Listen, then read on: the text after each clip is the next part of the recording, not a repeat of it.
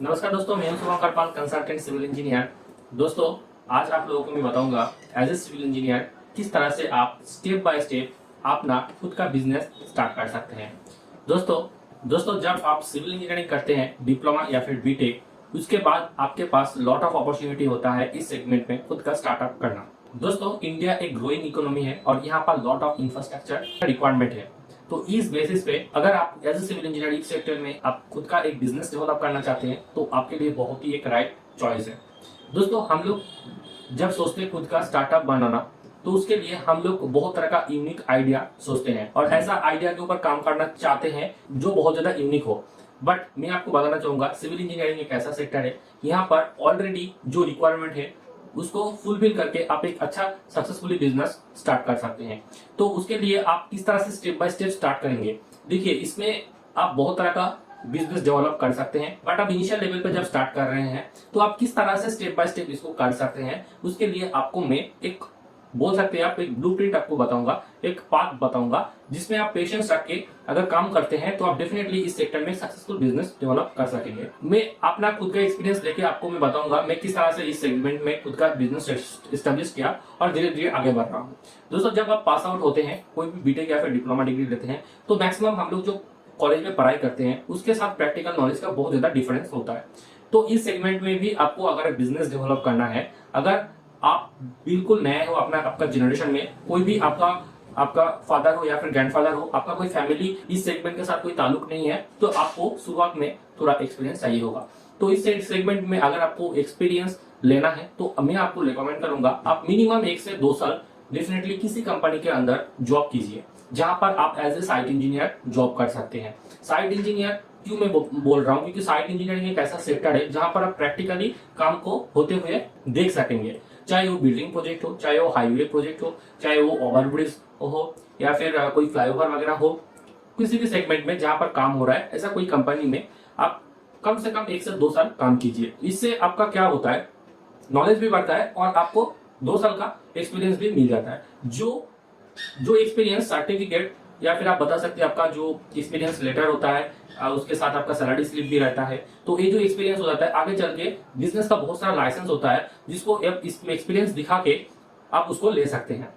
ठीक है, तो इनिशियल लेवल पे आप जब 2 साल काम कर लिए हैं, फिर उस टाइम पे हम लोगों का माइंड में बहुत ज्यादा नेगेटिविटी आ जाता है। हम लोग सोचते हैं ये सेक्टर अच्छा नहीं है क्योंकि इसमें बहुत ज्यादा स्ट्रगल है, धूप में काम करना होता है, सैलरी उतना अच्छा नहीं मिलता है, फिर टाइम पे भी सैलरी बहुत जगह पे नहीं मिलता है। तो ऐसा सिचुएशन को फेस करते हुए आपका मन में एक नेगेटिविटी आता है और आप सिविल इंजीनियर को छोड़ के दूसरा किसी सेक्टर में चले जाते हैं। बट ये आपका गलत सोच है और आपको मैं बताना चाहूंगा, स्टार्टिंग में एक सिविल इंजीनियर को काफी ज्यादा मेहनत करना होता है, बाद में भी मेहनत करना होता है, बट आगे चल के आपका जो पाथ है वो बहुत ही स्मूथ हो जाता है क्योंकि आपके पास एक्सपीरियंस हो जाता है। उसके बाद आप चाहे तो जॉब में कंटिन्यू कर सकते हैं, बट मैं आपको रिकमेंड करूंगा अगर आप सोच रहे हैं खुद का बिजनेस डेवलप करना या फिर स्टार्टअप करना, तो ये टाइम आपके लिए राइट होगा क्योंकि 2 साल आप सिविल इंजीनियर को बहुत ही नजदीक से देख चुके हैं, आप इसमें क्या क्या काम होता है वो आप देख चुके हैं। साथ में अगर आप 1 साल का या फिर से 6 महीना का जो भी हो, आप कुछ दिन अगर बिलिंग सेक्टर में काम करते हैं जहां पर हम लोग एस्टिमेशन वगैरह सीखते हैं, बिलिंग बनाते हैं, ठीक है, ये सब अगर हम लोग देख लेते हैं कुछ साल, 1 साल आप कर सकते हैं या फिर 6 महीना 7 महीने में भी कर सकते हैं, तो आपका जो एक्सपीरियंस है और भी तगड़ा हो जाएगा क्योंकि बिजनेस सेगमेंट में आपको 2 ही स्किल का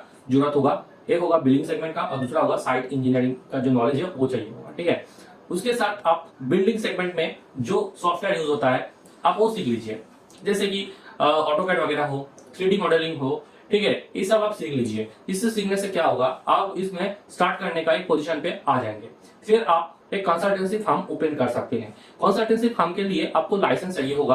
अगर आप अर्बन एरिया में बिलोंग करते हैं तो वहां पर एलबीएस लाइसेंस चलता है, कंसल्टेंट सिविल इंजीनियर का लाइसेंस चलता है, तो वहां पर भी आपको एक्सपीरियंस दिखाना होता है। इसीलिए मैं आपको पहले बोला आप 2 साल का काम कर लीजिए, उस एक्सपीरियंस को दिखा के आप आसानी से लाइसेंस को निकाल सकते हैं, चाहे आप किसी भी स्टेट में बिलोंग करते हैं तो। ठीक है, तो उसके बाद आपको क्या करना है, आपको एक आप चाहे तो एक ऑफिस ले सकते हैं अपना एरिया में, ठीक है, छोटा सा ऑफिस ले लीजिए, कोई प्रॉब्लम नहीं है।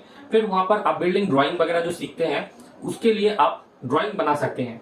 शुरुआत में आप 1 मंजिला 2 मंजिला का ड्राइंग बनाइए, थोड़ा कम पैसे में भी बनाएंगे तो भी प्रॉब्लम नहीं है, आपको सीखने के लिए ये चाहिए होगा। फिर आपका जो थोड़ा बहुत कॉन्फिडेंस जनरेट होगा, फिर आप हाई राइज बिल्डिंग के ऊपर जाइए। आप चाहे तो आर्किटेक्ट को हायर कर सकते हैं, आप चाहे तो खुद भी सीख के बना सकते हैं, जैसे कि G+ 4 हो गया, G+5 हो गया, 11 हो गया, ये जो बड़ा बड़ा प्रोजेक्ट है, ठीक है, इस तरह का प्रोजेक्ट आप ले सकते हैं। ठीक है, लेने के बाद आपको वहां पर as a consultant civil engineer drawing बना के उसका स्ट्रक्चरल डिटेलिंग करके अच्छा खासा रेवेन्यू जनरेट हो जाएगा।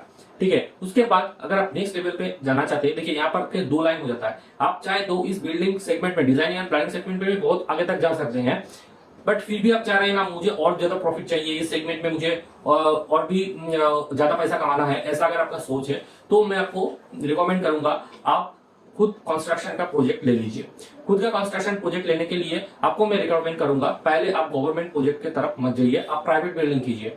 ठीक है, जो प्लान आप दे रहे हैं, जो बिल्डिंग का डिजाइन आप दे रहे हैं, उसका आप कॉन्ट्रैक्ट ले लीजिए। क्योंकि देखिए यहाँ पर 2 सुविधा आपको मिलेगा। पहले तो आप क्लाइंट के साथ शुरुआत लेवल पे ही कनेक्ट हो जा रहे हैं, क्योंकि क्लाइंट आपके पास आ रहा है बिल्डिंग डिजाइनिंग एंड प्लानिंग के लिए, तो उसके लिए आप उनसे चार्ज कर रहे हैं। फिर क्लाइंट का भी जो पेमेंट करने का प्रोसीड्योर क्या है, पेमेंट सही से करेगा क्या नहीं करेगा, वो शुरुआत लेवल पे आपको पता चल जाएगा। क्लाइंट कैसा है उसको जांच करने का एक मौका आपको मिल जाएगा।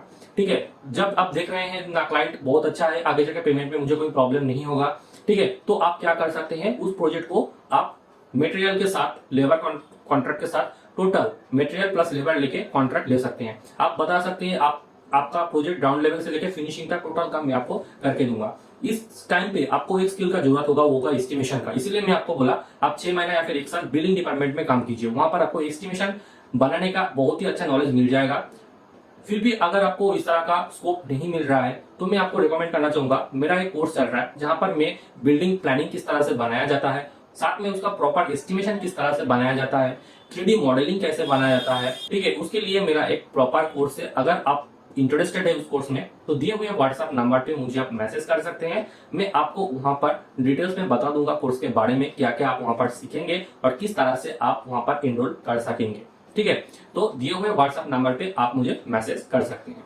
एस्टिमेशन बनाने के बाद आपको कॉस्टिंग बनाना है। ठीक है, कितना मटेरियल लग रहा है और साथ में कितना पैसा लग रहा है उस बिल्डिंग को बनाने में।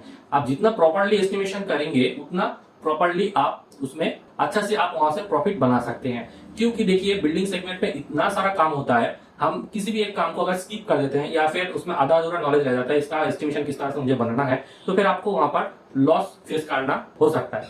बट मैं इसीलिए आपको बोला कि आप एस्टिमेशन स्किल को अच्छे से सीख लीजिए। फिर मान लीजिए कोई एक बिल्डिंग बन रहा है, उसका टोटल कॉस्ट है 50 लाख। ठीक है, तो फिर आप देख रहे हैं इस बिल्डिंग को बनाने में आपको 50 लाख लगेगा, तो एकदम पूरा पूरी 50 लाख आपको लगेगा। ठीक है, फिर आप क्लाइंट को वहां पर अपना जो प्रॉफिट मार्जिन है उसको ऐड करके बता सकते हैं, आप जैसा आपको प्रॉफिट मार्जिन रखना चाहते हैं। आपको ये कंपेयर करना है आपका जो कॉम्पिटिटर है वो किस अमाउंट पे दे रहे हैं। ठीक है, वो कितना चार्ज कर रहे हैं, 5% प्रॉफिट ले रहे हैं या फिर 10% ले रहे हैं या फिर 20% ले रहे हैं। ठीक है, तो इस बेसिस पे आपको उनको पिच करना है। तो जैसे ही आपका काम हो जाता है, जैसे आपका डील फाइनल हो जाता है, तो फिर आप उस कंस्ट्रक्शन प्रोजेक्ट को मटेरियल के साथ ले लीजिए। तो यहाँ से आप एक अच्छा प्रॉफिटेबल बिजनेस रन कर सकते हैं।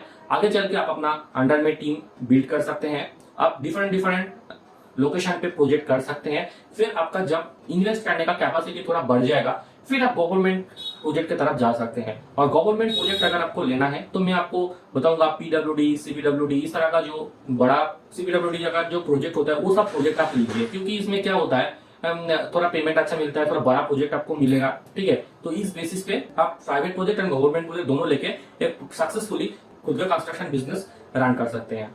उसके बाद आपको मैं और नेक्स्ट लेवल पे लेके जाना चाहता हूं। अगर आप सोचते हैं मैं इस लेवल पे जाके अटक जाऊंगा, तो देखिए इसके आगे भी हम लोग जा सकते हैं। देखिए आप शुरू से मतलब ग्राउंड लेवल से शुरू किए हैं। आप सबसे पहले क्या किए, आप सबसे पहले जॉब किए 1-2 साल, वहां से एक्सपीरियंस लिए, फिर उसके बाद आप खुद का कंसल्टेंसी ओपन किए, वहां पर आप कुछ साल काम करते करते फिर आपका खुद का कंस्ट्रक्शन बिजनेस आप रन कर रहे हैं। वो करते करते जब आपका 6-7 साल का एक्सपीरियंस हो जाएगा इस फील्ड में, आप अच्छा खासा प्रॉफिट कमा रहे होंगे। ठीक है, इस टाइम पे आप अपना खुद का कंसल्टेंसी दे सकते हैं। किस तरह का कंसल्टेंसी दे सकते हैं, आप खुद का कोचिंग सेंटर खोल सकते हैं जहां पर आप स्टूडेंट वगैरह को प्रैक्टिकली ट्रेन कर सकते हैं। जो स्टूडेंट लोग आते हैं उनको प्रैक्टिकल नॉलेज नहीं होता है, अपना कंपनी में एक एक्सपीरियंस सर्टिफिकेट देके उनको काम सिखा सकते हैं, आप ट्रेनिंग प्रोवाइड कर सकते हैं। ठीक है, तो इस तरह से आप ट्रेनिंग इंस्टीट्यूट बना के भी वहां से अच्छा खासा अर्निंग कर सकते हैं। तो देखिए आपका जो कंपनी है वो शुरू हुआ था एकदम ग्रेसरूट से। ठीक है, फिर उसके बाद देखिए स्टेप बाय स्टेप आप आगे बढ़ रहे हैं और एक नेक्स्ट लेवल पे आप जा रहे हैं। जब ऐसे आप करेंगे ना, आप एक सोशल वैल्यू भी क्रिएट करेंगे, क्योंकि अभी का टाइम पे देखिए फ्रेशर सिविल इंजीनियर को कोई एक्सपीरियंस देने वाला होता नहीं है। तो आप क्या कर रहे हैं, फ्रेशर सिविल इंजीनियर को एक स्कोप दे रहे हैं, उनको काम सीखने का, उनको एक्सपीरियंस सर्टिफिकेट प्रोवाइड करने का। तो एक प्रॉपर्ली आप देखिए इस सेगमेंट में एक अच्छा खासा प्रॉफिट के साथ आप सोसाइटी को कोई वैल्यू प्रोवाइड कर रहे हैं। तो इस लेवल पे जब आप चले जाते हैं, फिर और एक स्टेप आप आगे जा सकते हैं। कैसे जा सकते हैं, जैसे कि देखिए बहुत सारा ऐसा कंपनी है जो कंस्ट्रक्शन कंपनी है, स्ट्रक्चरल डिजाइनिंग करने वाला या फिर प्लानिंग बनाने वाला, 3D मॉडलिंग बनाने वाला बहुत सारा कंपनी होता है, आर्किटेक्चर फार्म होता है, ठीक है। तो वो सब लोग शुरू करते हैं ऊपर लेवल से, ग्रास रूट का उतना पता नहीं होता है, तो इसीलिए क्या होता है ना, एक सेगमेंट पे जाकर वो लोग अटक जाता है, या फिर फिर उसके बाद वो लोग लॉस का सामना करना होता है, ठीक है। बट आप शुरू किए ग्रास रूट से, फिर आप ऊपर लेवल तक गए, तो आप पूरा इस इंडस्ट्री के बारे में आपके पास नॉलेज हो गया, ठीक है।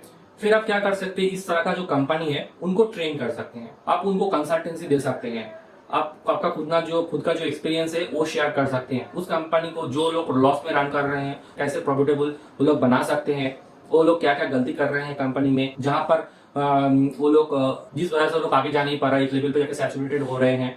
तो ये टोटल आप कंपनी को भी कंसल्टेंसी दे सकते हैं, और एक कंसल्टेंसी देने के साथ आप अच्छा खासा प्रॉफिट मार्जिन उनसे बुक कर सकते हैं।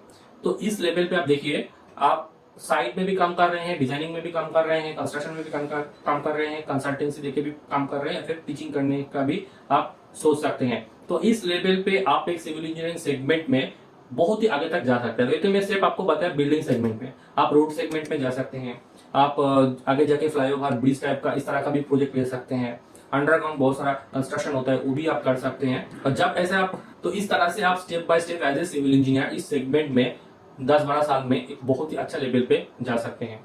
और सिविल इंजीनियरिंग सेक्टर में सबसे ज्यादा वैल्यूएबल चीज जो होता है वो होता है एक्सपीरियंस। आप कितना ज्यादा एक्सपीरियंस कमाए हैं इस सेगमेंट में, जितना अच्छा आपका एक्सपीरियंस है उतना अच्छा से आप बिजनेस को डेवलप कर पाएंगे। और जॉब भी अगर आप करना चाहेंगे तो एक्सपीरियंस है आपके पास, तभी आप अच्छा खासा सैलरी के साथ जॉब कर सकेंगे। उम्मीद करता हूँ दोस्तों ये वीडियो आपके लिए काफी हेल्पफुल रहा होगा। आप किस तरह से ग्रास रूट लेवल से एक बहुत ही प्रॉफिटेबल कंस्ट्रक्शन बिजनेस में आगे जा सकते हैं, उसके लिए जो भी क्वायरी है आपका मन में, मैं उम्मीद करता हूँ क्लियर हुआ होगा। फिर भी कोई क्वेश्चन वगैरह है, क्वायरी है, आप कमेंट बॉक्स में लिख सकते हैं।